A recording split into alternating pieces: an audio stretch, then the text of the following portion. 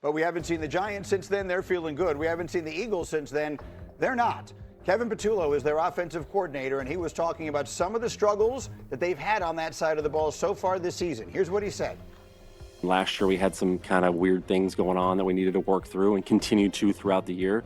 I think that's a lot of teams that are in this spot right now. If you watch around the league, there's a lot of teams that are kind of still finding their way, and I think that's kind of where we're at. There really, to be honest, has not been one specific thing, and that's where we got to just continue to do a better job as a staff and put the guys in position and then just execute it as we go. And that's kind of the biggest thing that we talked about yesterday too as an offense is like there's not one thing, not one person, it's all of us. Okay, fair enough. So he doesn't sound like the sky is falling. The world talks about them like the sky is falling. Is the sky falling? Yeah, the looming question is whether this is a bump in the road or this is 2023 all over again. Right. Where they had those major issues with Brian Johnson as their play caller, who they hired from within, and the offensive production went down. This offense right now is worse than that offense was. They internally are not raising any alarm bells. They internally are saying, everyone calm down, everything's going to be okay. Externally, though, you look at all the numbers and you listen to the sound.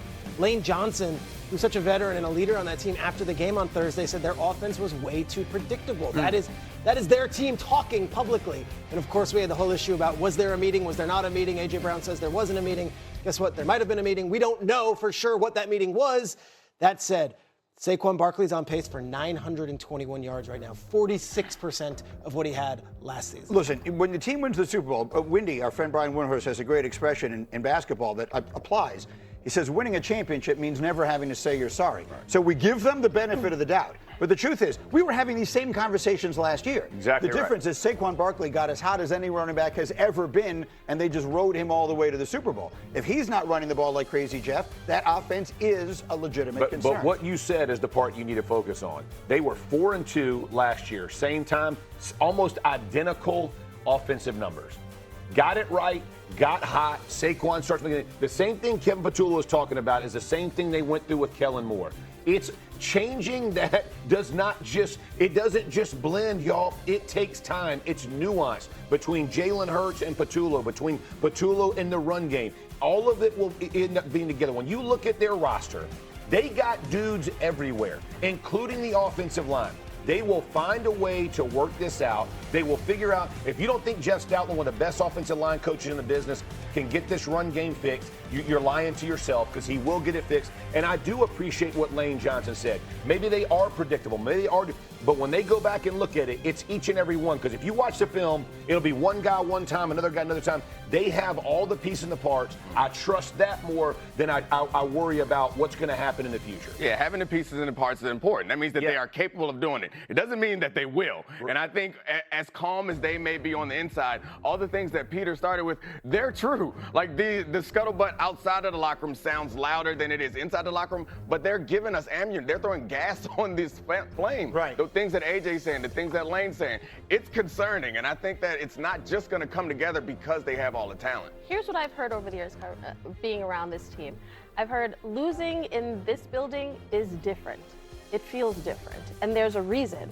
You know, I think back to that Super Bowl that they won, and it wasn't the elation that I saw. Like, it wasn't, I remember Jalen just sort of being like, okay, like even putting on the ring when he got it, sort of like he didn't even put it on. I just feel like it felt like relief more than, guys, we are it. And I think over a course of a season, it wears on them. Like all the talking that's come out of their building, we would not be worried about them if they weren't also talking about the predictability of the offense or guys just not being on the same page. Those are their words, not ours.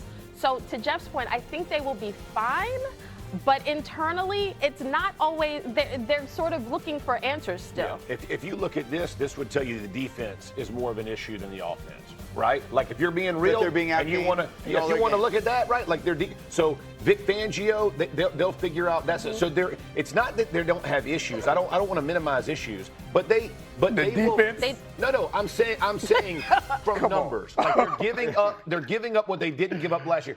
I'm just telling you, we always make mountains out of molehills when we're talking about it. Buffalo lost 2 games, and I was here all day yesterday. No one said a breath, man. Well, it's like, you know what? That's coming up in the season. season. Yeah. Right. I'm just telling you. It matters. We're talking about that. Talking about We're talking the about that. Eagles. That's why it matters, is because we're talking about Sirianni leading the team. There's always gas on the fire. You can't pretend. Yes, you can. I just did. That team was great. Like, we have expectations that they've set. They have expectations for themselves. We're not just going to say that it's all going to be all right. As many teams as you've been on, when there were problems, you didn't just wave your hands and say that's going to be all right. You figured it out. You had a path to get it done. We just don't see the clear path.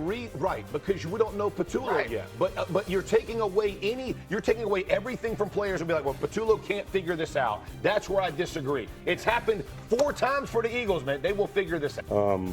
Because it doesn't make sense to me to trade a quarterback that you think enough of to make your opening day starter to a division opponent that's hurting in that area. But that's just my personal feelings. I love it. I love it. My favorite tenure is awesome. He took the group chat to the public. Yeah. Here's my favorite part. My favorite part is full name. They could have went on Andrew Berry on a lot more than that. He just waited until it was the Flacco thing. But you know what happened? Like it was last year that when they were playing the Colts and he told them, make sure you don't knock AR out of the game. I don't want to see Flacco. Flacco comes in and beats them. And so he's got he's seen some Flacco days where they come back. He's salty at Andrew for making that trade in the division. I love the old school mentality. Yeah, I think he does understand exactly what's going on, and that's why he doesn't like it. He feels like... What is it? What is going on? I mean, he feels like the Bengals got a little bit better, and the Browns don't care about what happens in the division this season. So they're like, all right, let me get some picks, whatever, and don't make my team. He wanted to go up against Jake Browning, and now he's got Joe Flacco. And you got him twice in the next few weeks. Yeah. So yeah, if you're concerned about Flacco, then yeah, I can understand being ticked off. For Andrew Berry and the Browns, they're looking at it like you said, Nick, you got a draft pick, and they're also looking at it as, you know what, for the Cincinnati Bengals, we don't want you to end up with the #1 pick. We're going to give you Joe Flacco. He'll be just good enough to win a game or two. Now you end up picking in the teams, and we're actually helping our team for the future. We don't give a damn about the Pittsburgh Steelers and how it impacts them. We hate everybody in the division. And there's nothing wrong with that. It's not his job to worry about how it impacts anybody. I don't even think it was even that nefarious. I think it's like, we're done with this guy. Someone's offering us something. We're going to take it. Yeah. Like, that's it. Like they weren't going to play Flacco the rest of the year. Let's go back to the beginning part of it. Are the Pittsburgh Steelers going to win that division? I mean, the rules say somebody has to. Right. Like, that's in the rules. So, look, I don't. It hurts them. Yeah, I mean, at this point, you'd have to say yes. But, like, get back. If the Bengals beat them Thursday night, like, are all bets off? Do the Ravens have a softer schedule coming up and get their quarterback back healthy? I mean, it's not over. We've seen the Steelers start out hot and fade. That wouldn't be the first time it's ever happened. So they're the only ones, really, that things have gone well for so far in that division. Yeah, no, I think I would lean towards the Steelers. However, like the Ravens defense, without getting the people back, played a little bit better, honestly, a lot better against this Rams team. If Lamar comes back and that offense goes back to scoring 30 points and has It's a lot of ifs. It's one if. I mean, It's look, one if. If the defense keeps playing good, if Lamar comes back, plays good, if they score 30 points a game, you can't group them all together. If the Steelers stop Lamar playing comes back, Carson Wentz, they they score will. 30 points. Oh, okay. That's not an if. Okay, you combined it. I got you. The reality is when you're 1-5, you need a lot of ifs to fall your way. Their schedule, the Ravens' schedule, in theory, does look manageable, and they get 2 cracks at Pittsburgh, so they will have their opportunity.